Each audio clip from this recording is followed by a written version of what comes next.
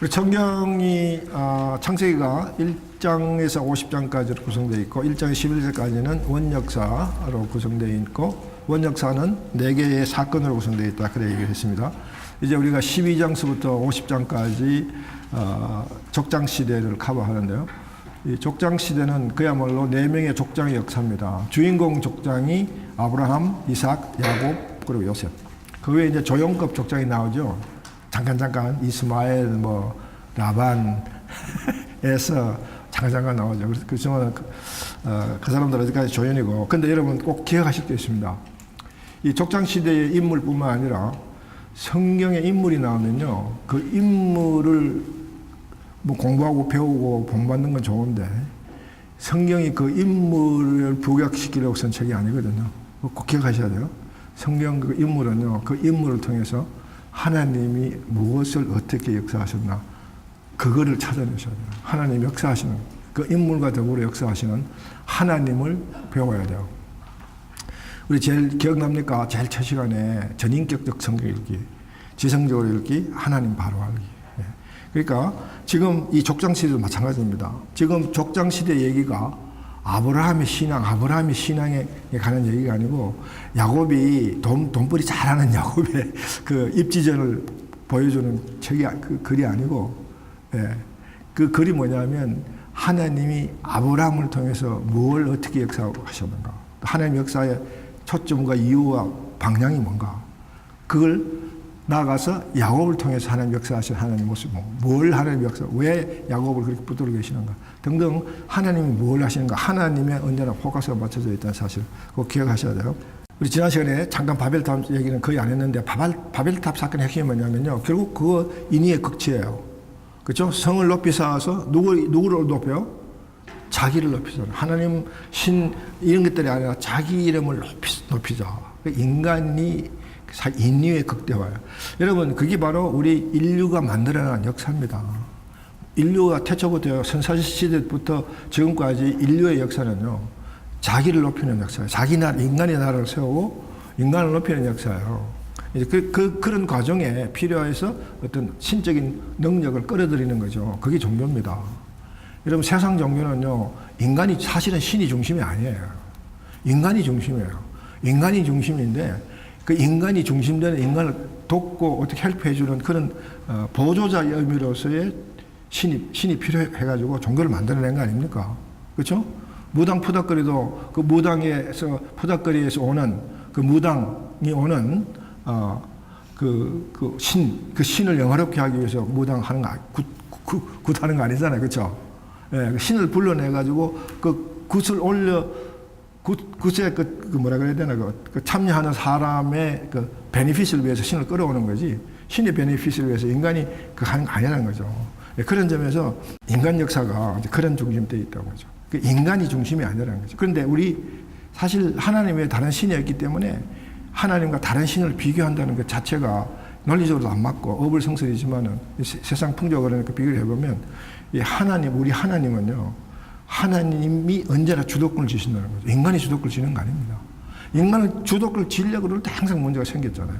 성경의 역사가 이야기하고 오늘 우리 이 시대 우리도 똑같아요. 우리도 자꾸 우리가 주도권을 쥐어서 하나님은 우리의 편리해서 끌어들이려고 쫙 하다가 보니까 점점 우리는 하나님과 관계가 더 나빠지고 오히려 더 종교라는 이름으로 더 타락하게 되는 거죠.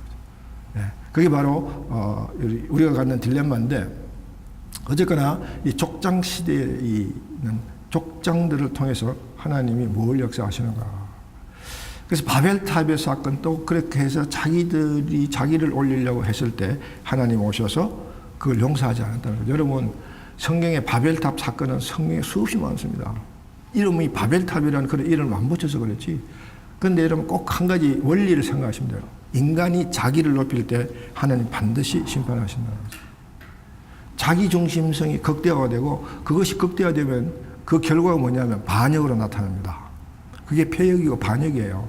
자기 중심성이 하나님의 그 능력을 뛰어넘으려고 시도할 때, 그때는 그게 바로 반역이에요. 그때 하나님은 용서하지 않습니다. 성경에 보면 그걸 볼 수 있습니다. 예, 우리가 그런 예들을 성경에 봐가면서 우리가 그런 예들을 살펴나갈 텐데, 그랬을 때 그 인간의 그걸 능력을 흩으시고 그렇게 되는 원인을 언어의 하나 되는 언어, 그거를 가지고, 그렇게 됐다고 보고 하나님 그 언어를 흩으시잖아요. 그렇죠? 그리고 인간을 흩으시고, 그러고는 하나님이 인간 역사에 개입합니다. 그러면서 제일 먼저 성경상으로 제일 먼저 역사하신 게 아브라함을 불렀다는 거죠. 네. 여러분, 아브라함 그럼 뭐가 생각나나요? 여러분들이 성경을 많이 읽으시고, 많이 공부하시고, 또 뭐 설교도 많이 들으시고, 그래서 아브라함 그러면 생각나는 게 있잖아요. 네. 근데, 아브라함 그러면 항상 뭐냐면 믿음의 아버지, 열방의 아버지, 모든 민족의 아버지, 또 뭐야? 복의 근원. 그건 뺄 수가 없죠. 복의 근원. 우리는 복자 그러면 너무너무 좋아하니까요. 아브라함이 복의 근원이다. 그러면서 우리 이 복에 대한 얘기를, 아브라함이 우리 복의 근원이다. 그리고 우리는 아브라함의 후손이니까 우리가 복받는다. 맞는 얘기예요. 맞는 얘기인데, 여러분, 우리가 조금 더 이제 성경을 읽고 성경적으로 생각을 할 수 있게 되면 이제 우리가 뭘 생각하셔야 되냐면요. 아브라함이 복의 권을도 맞고, 아브라함이 믿음의 조상이기도 맞고, 열방의 아비도 맞아요. 다 맞는데, 그렇게 된 게 아브라함이 하나님을 불러서 그렇게 타이틀을 그렇게 전부터 받아준 게 아니라 아브라함과 언약을 맺었기 때문에 아브라함이 그렇게 된 거예요. 그래서 여러분, 아브라함 그럼 뭐가 먼저 생각되어야 되냐면요. 언약을 먼저 생각하셔야 돼요. 그래서 아브라함 언약에 대한 얘기를 아브라함 공부할 때는요, 꼭 언약에 대한 것만 공부해도 돼요. 나머지는 다 부수적인 거니까. 자, 그러면 아브라함이 왜 갈대와 우르에서 하나님 아브라함을 풀어내느냐, 그 얘기들은 우리가 좀 짚고 넘어갈 필요는 있거든요. 갈대와 우르가 아브라함이, 우리가 빠른 출애굽설의 연도를 따를 때 아브라함의 출생 연도를 BC 2166년으로 봅니다. 여러분, 아브라함이 2166년 BC에 태어날 이 무렵에 이때 그 아브라함이 살았다고 추정되는 갈대와 우르 지역은 바빌론이 있던 그런 지금 이란 지역인데, 이 지역에 그때 무슨 문명이 있었냐면 수메르 문명이 있었어요. 수메르 문명 중에 그때 당시는 나라라는 게 전부 도시국가예요. 마을이 도시지 전부 부락 같은 거예요. 부락. 조그만 집촌들 이렇게 그런 조그마한 도시 중에 뛰어난 도시가 우르라는 도시예요. 우르라는 도시는 요즘으로 치면은 라스베가스처럼 굉장히 번성한 도시. 그 도시에 여러분, 이게 그때나 지금이나요, 사람이 잘 살면 대개가 이 물질적으로 풍요로우면 되게 그게 우상숭배가 깔려 있더라고요.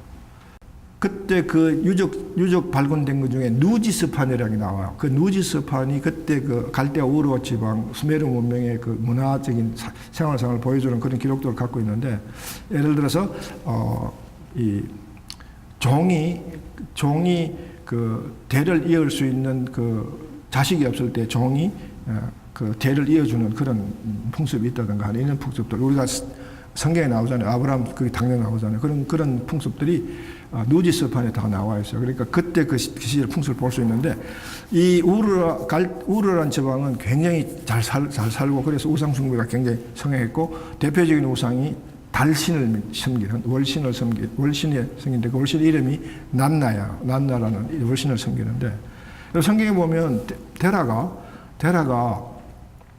우상을 제조해서 파는 그런 직업을 갖고 있었어요. 이 랍비 문헌에 보면요, 그 유대교의 랍비 문헌은요, 랍비들도 이제 구약을 우리가 공유하니까 구약을 전부 다 이제 이렇게 해석하고 이런 거, 그거 해석해서 주석하고 이런 책들이 있잖아요. 그게 탈무드, 미시나, 미드라시 뭐 이런 등등의 이제 소위 구약 해석책이 나오는데, 그 랍비 문헌에 보면 이 아브라함은요, 유대교에 있어서 원조의 원조잖아. 그렇죠? 유대인들의 제일 조상이 아브라함이잖아요. 그러니까 아브라함에 대한 얘기들이 굉장히 많아요. 그 중에 이런 얘기, 아주 재미있는 이런 얘기가 있습니다. 이 하나님 왜 아브라함을 불러내느냐, 그 이유를 설명하면서 이런 상황을 얘기를 해요. 실제로 그랬는지 안 그랬는지 모르겠지만은, 데라가 이 우상을 만들어서 파는 그런 제조업을 생계로 삼고, 우상을 만들었고, 이제 그렇게 가게에다가 지내라고 파는데, 하루는 아버지 데라가 아들 아브라함에게 가게를 맡기고 잠시 자리를 비웠어요. 그때 아브라함이 늘 아버지가 우상을 만들고 이런 것들 보니 영 마음에 안 든다고. 저 우상이 뭔데? 저는 나무를 쪼개가지고 만든 저게 뭐 한다고? 자꾸 그런 생각이 들어서 늘 불만이 서러웠는데 아버지가 자리를 비우고 가게를 맡기고 가니까 이때다 싶어가지고 그 우상을 다 때려부셔. 뭐 진흙으로 만들고 나무로 만들고 다 때려부셔놓고 딱 한 우상만 남겨놨다는 거예요. 그게 어떤 우상이냐면 도끼를 들고 있는 우상이에요. 우상인데 도끼를 딱 들고. 아버지가 돌아오니까 지금 뭐 가게가 난장판이 돼가지고 지금 생기가 막 당장 막연하게 됐잖아. 그러니까 뭐 아들 아브라함을 불러놓고 이놈아 그러고 뭐 그냥 노발대화로. 그 아브라함이 아버지 보고 그렇습니다. 아버지, 내가 한 게 아니에요. 제가 했다고 그러면서 그 도끼든 우상 딱 들고 있는 그 도끼로 다 찍었다 이거죠. 그러니까 아버지가 더 열받아가 이놈아, 그게 뭐 그냥 들고 있지 그게 어떻게 시들으냐고. 그때를 딱 잡아서 아브라함이 그렇지 아버지. 그 우상이 뭐 할 수 있다고 그 우상을 만들어 놓고 우리가 섬기고 하느냐고 말이죠. 시편 115편에 보면 우상은 눈이 있어도 보지 못하고 귀가 있어도 듣지 못하고 입이 있어도 말하지 못하고 그게 우상이에요. 여러분 우리가 오늘 이 시대도 그런 우상을 어떤 신적 능력이 있는 걸로 착각하고 그걸 우리가 품고 있다는 거죠. 그런 인물들이, 그런 사람들이 성경의 인물 속에도 많이 나오고요. 오늘 우리 삶 가운데도 그런 사람들이 많은 걸 봅니다. 어쨌든 아브라함은 그와 같이 그 우상들에 대한 그런 어떤 잘못된 생각들을 바로해야 되겠다는 생각, 그런 생각들을 갖고 있는 사람이었었고, 그러면서 당대에 하나님이 누구신지 정확하게 배우고 알지도 있는 그 상태 아니면서도 그 마음속에 유일 신사상을 갖고 있었던 사람이다. 그렇게 유대교 랍비 문헌에는 아브라함을 그렇게 미워해요. 그래서 하나님이 아브라함을 불러내셨다. 근데 불러내셨는데 왜 갈대아 우르에서 거기서 사명을 주고 거기서 언약을 맺으면 될 텐데 왜 귀엽고 잘 먹고 잘 사는 어쨌든 간에 부유하게 편안하게 사는 아브라함을 귀엽고 끌어내가지고 어디로 보냈나요? 아브라함이 간 곳이 결국 가나안 땅인데 아브라함이 처음에는 알지도 못한 하나님이 지시한 땅으로 어딘지 모르지만 갔잖아요. 근데 가놓고 보니까 어디 갔나요? 나중에 하란을 거쳐서 가기는 갔는데 가니까 가나안 땅에 아주 척박하기 딱이 없는 척박. 여러분 한번 생각해보세요. 하나님이 아브라함을 잘 먹고 잘 사고 편안한 상태에서 사역을 맡기고 일 맡기면 더 열심히 잘할 수 있을 텐데 왜 기어코 척박한 땅으로 옮겨놓고 후에야 사역을 맡겼어요. 약속을 맡기고 언약을 맺나요? 할 일 없어서 하나님이? 여러분 하나님이 하시는 일이 좀 이유가 없는 거 하나도 없습니다. 제일 큰 이유는 이거예요. 여러분 우리가 잘 살 때 우리가 편안할 때 하나님 찾지 않습니다. 찾을 수도 있지만 그 찾는 도가 전적으로 total contribution 혼신에서 전적으로 다 하나님께 맡기지 않는다는 거죠. 그래서 신명기 8장에 하나님이 모세가 바로 이스라엘 백성들의 그런 문제를 미리 지적했어요. 너희들이 잘 먹고 잘 살 때 재정을 돈을 부자가 되게 하는 능력이 하나님께 왔는데 네가 잘나서 부자 됐다. 그래서 여호와를 잊어버릴까 염려된다. 그런 대목이 나옵니다. 우리 신명기 공부할 때 그 부분을 한번 같이 묵상해 볼 텐데 그러니까 척박한 곳에 갔을 때 아브라함이 정말 하나님을 의지할 수밖에 없지 않겠냐 그거야. 이게 중요한 거예요. 이게 또 금방 그러면 뭐가 생각나야 돼요? 여러분 이제 뭐가 생각나기 시작돼야 되는데 여기까지 왔으면 아직까지 할 일이 많고 온 게 얼마 안 되지만은 그래도 이쯤 왔으면 또 생각나기 시작이 되는데 신이 자기중심성이라는 단어가 머릿속에서 막 돌아가야 돼요. 지금 하나님 여기서 뭐려고 하세요? 아브라함의 인의를 내려놓게 하시는 거죠. 여러분, 이거 말이 이제 여기 났으니까 또 하나 팁을 드립니다. 이제 성경을 읽어볼 때 하나님이 한 사람을 당신의 사역자로, 당신의 동력자로, 당신의 사명자로 부르실 때 하나님이 제일 첫 조건이 뭐냐면요. 그 사람의 인의를 내려놓게 하는 거예요. 그 사람의 자기중심성을 내려놓게 하는 거죠. 우리가 이제 다음 시간에 모세 공부할 텐데 하나님이요 모세를 40년 동안 그리고 야곱을 20년 동안 자기 인의를 내놓게 하는 훈련을 시킵니다. 그런 후에야 하나님은 그 사람에게 하나님 사명을 주는 거죠. 그 사명을 준다는 얘기는요 큰 일을 맡긴다 그런 게 아니라 복된 관계로 회복된다 그 말이에요. 하나님과 함께하는 것이 여호와께 가까이함이 하나님과 함께하는 것이 복이다. 함께한다, 관계를 회복한다. 그거는요 우리의 이 자기 중심성이 내려질 때 가능해지는 거예요. 그러므로 하나님은 그런 복된 통로를 개척하고 열기 위해서 하나님 언제나 우리 모두에게 하나님 백성 모두에게 하나님이 요구하는 거는요 너 중심성을 내려놔라. 딱 그거 한 가지예요. 그게 순종입니다. 진정한 순종은요 자기 중심성이 내려지는 것이 순종이에요. 자기 중심성 그대로 가지고 있고 하나님 따라가겠습니다. 못 따라가요 여러분. 그게 바드가 됐어요. 하나님을 따라가는데 내 중심성이 나를 바드해서 따라갈 수 없겠죠. 중간에 가다 다 포기해. 웬만한 사람 중간에 포기하는 이유가 거기 있다고. 자기 중심성을 못 버렸기 때문에 그렇다는 거죠. 예. 그래서 하나님이 갈대와 우르에서 갈대아 지방 우르에 있는 아브라함을 불러낸 이유가 바로 여기에 있다는 거죠. 자, 바로 왜 불러내셨냐 하면 아브라함을 부르신 이유가 열국의 아비 복에 거는 믿음의 조상을 만들기 위한 것은 사실입니다. 무엇을 통해서요? 언약을 구속의 역사의 사역자를 통해서 아브라함이 언약을 맺음으로 아브라함이 그런 위치에 들어가게 된다는 거죠. 여러분, 자 하나님이 아브라함을 부르고 언약을 맺으신 이유는 창세기 3장 15절에서 하나님 우리를 하나님과의 관계로 회복시키시겠다는 그 약속의 실천의 일환입니다. 그 연장성산에 있어야 돼요. 여러분 이제 우리가 이 구약 얘기를 해나가면서 제가 계속 그런 귀띔을 계속 해드릴 텐데 여러분도 이제 그 흐름의 방향을 어디서 잡아야 되냐면요. 구약의 스토리 라인을 잡는데 백본 역할을 하는 게 뭐냐면 언약입니다. 예, 언약의 흐름을 연결 딱 하면요. 구약의 스토리 라인이 딱 잡혀요. 그리고 그 언약의 흐름 전체를 하나로 딱 묶어버리면 구속이라는 단어가 탁 떨어지게 되어 있어요. 구속의 역사. 네. 바로 언약은요. 모든 언약은 하나님과의 관계 회복에 맞춰져 있다는 거죠. 네, 관계. 기독교는 관계 종교입니다. 네, 그래서 십계명도 바로 관계 영성을 얘기하는 거고요.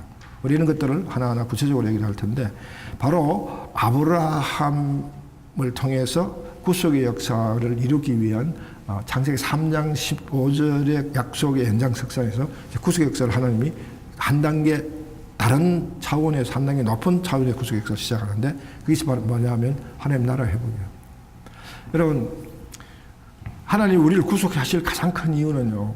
에덴에서 우리와 가장 완벽한 관계에 있었다. 그 완벽한 관계는요. 복된 관계이면서도 동시에 그 복된 관계는 하나님이 내 삶의 주인이시고 주권자라는 것들이 인정되지는 그 상태에서 이루어지는 거거든요. 다시 말하면 하나님이 나의 주인이시다. 주라는 개념이 굉장히 중요한 개념입니다. 성경에서 특히 하나님에게 있어서는 제일 중요한 게 주라는 개념이에요. 네, 이 주라는 개념이 그 로드십, 키리오스, 이게 아도나이라는 개념이 제일 중요한 거예요. 하나님은 이제 그 이유를 금방 우리가 이 아브라함 언약을 통해서 이제 보게 될 텐데 하나님은 우리의 관계가 바로 우리의 주인이라는 관계로 맺어지시기를 원하시는 거죠. 그것이 에덴에서 완벽했다는 거예요. 관계가 끊어짐으로 그 관계가 타락함으로 그 관계가 끊어졌잖아요. 그래서 하나님의 주대심을 회복하는 거. 그게 하나님 나라의 회복입니다. 여러분, 하나님 나라 그럴 때, 어떤 국가 시스템 이런 거 이런 거 생각하지 마시고요. 하나님의 주권이 회복된다. 그렇게 생각하십니다. 내 삶 가운데 내 삶의 주인이 하나님이 되신다. 그러면 그게 바로 하나님 나라가 이루어진 거예요. 여러분, 오늘 삶이 하나님의 뜻대로 하나님의 주권 가운데서 사라졌습니까? 살고 있습니까? 그러면 그게 하나님 나라가 이루어진 거예요. 하나님 나라는요, 사람들이 모여서 나라를, 그 국가를 이룬 그런 나라를 얘기하는 거 아닙니다. 하나님의 주권이 회복되는 거예요. 그게 하나님 나라예요. 나라의 회복 그럴 때는 언제나 주권의 회복이다. 그렇게 생각하십니다. 왜냐하면 하나는 그 자신 주권이기 때문에. 그러면 하나님 나라가 회복하려면, 그 하나님 주권이 회복되려면 그 주권과 관계를 맺을 수 있는 사람이 필요하잖아요. 하나님 백성이 필요해요? 안 필요해요? 예. 그리고 그 백성이 살아가야 할 영역과 땅이 또 필요하잖아요. 그 전체 그 통째로서 하나님 나라라는 개념으로 어프로치할 수 있는데, 그래서 하나님은 이제 아브라함을 부르면서 지금 하나님 주권을 받을 하나님 백성이 필요하잖아요. 그래서 하나님이 우리 창세기 1장 12절에 2절 보면요. 1장 12절 2절에 내가 너로 큰 민족을 이루어 내게 복을 주어 내 이름을 창대하게 하리니 너는 복이 될지니라. 여기 복이 된다. 거기에 만 자꾸 복이 나오니까 거기만 자꾸 눈독 들이지 마시고 더 중요한 눈독이 어디 있냐면 민족이에요. 큰 민족을 이루어야 복이 되는 거예요. 예. 큰 민족을 이루는 거 그것이 바로 아브라함을 부른 이유예요. 아브라함이 하나님 아브라함을 부른 이유가 큰 민족을 이루게 하는 거예요. 뭐요? 백성. 하나님 주권의 관계를 맺을 백성이 하나님께 필요한 거죠. 그래서 하나님이 아브라함을 원조로 해서 하나님의 백성들이 만들어지는 거죠. 어떻게 만들어졌나요? 어디까지 만들어져 있나요? 여러분 아브라함의 후손인 거 아닙니까? 우리가 아브라함의 영적 후손입니다. 그게 바로 아브라함 언약의 핵심이에요. 우리가 아브라함의 영적 자손이 된 이유가요. 아브라함과 맺은 언약 때문에 생긴 거죠. 그걸 이해를 하셔야 여러분이 왜 내가 지금 아브라함의 영적 후손이지? 라는 것을 이해할 수 있게 된다는 거죠. 15장 16절에 그다음 16절에 보면 내 자손은 사대 만에 이 땅으로 돌아오리니 이 땅으로 돌아온다. 이 땅. 여기 두 가지가 있죠. 처음에는 자손, 두 번째는 땅이에요. 그러면서 이 아브라함 언약과 관계되는 구절 여기저기에 아브라함의 후손이 하늘에 뭐요? 별과 땅의 모래보다 많다는 것을 얘기하면서 백성 후손을 약속합니다. 아브라함 후손을요. 네. 그리고 그 후손들이 이 땅에 4대 만에 이 땅에 돌아온다. 이 땅이 어디예요? 지금 아브라함이 와 있는 땅, 가나안 땅. 4대 만에 돈다. 4대라는 그게 뭐 4 generation 그러면 뭐 몇십 년 안 되고 뭐 얼마 안 되지만 실제로 430년이란 야곱의 시절부터 430년, 400년이 지난 후에 이들이 이제 그 땅으로 다시 돌아옵니다. 애굽으로 갔다가. 핵심이 여기 있어요.